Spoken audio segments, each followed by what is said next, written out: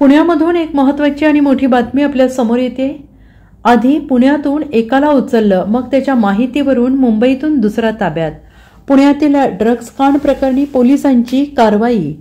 पुण्यातील L3 lounge pub प्रकरणात 2 तरुणांना पोलिसांनी ताब्यात घेतलेलं आहे।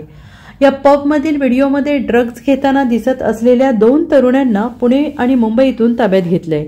एका तरुणाला पुणे पोलिसांनी पुण्यातून ताब्यात घेतलं, दुसऱ्या तरुणाला पुणे पोलिसांच्या गुन्हे शाखेनं मुंबईतून ताब्यात घेतलेलं आहे। सध्या त्यांची चौकशी सुरू असल्याची समजत आहे।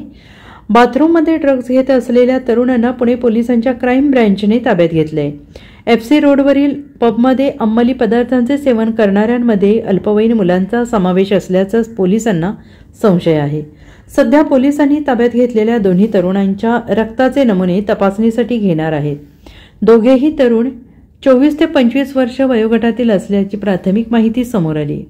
हे दोन्ही तरुण एकमेकांचे मित्र असल्याची माहिती समोर आली। रात्री 1:30 या तरुणांनी L3 बारमध्ये एंट्री केली होती। बाथरूममध्ये ड्रग्ज घेणारा दुसरा तरुण देखील पुणे पोलिसांच्या ताब्यात आहे।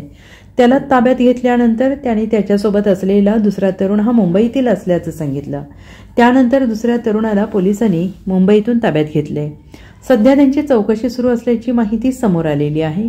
Bureau report SBN Marathi Pune.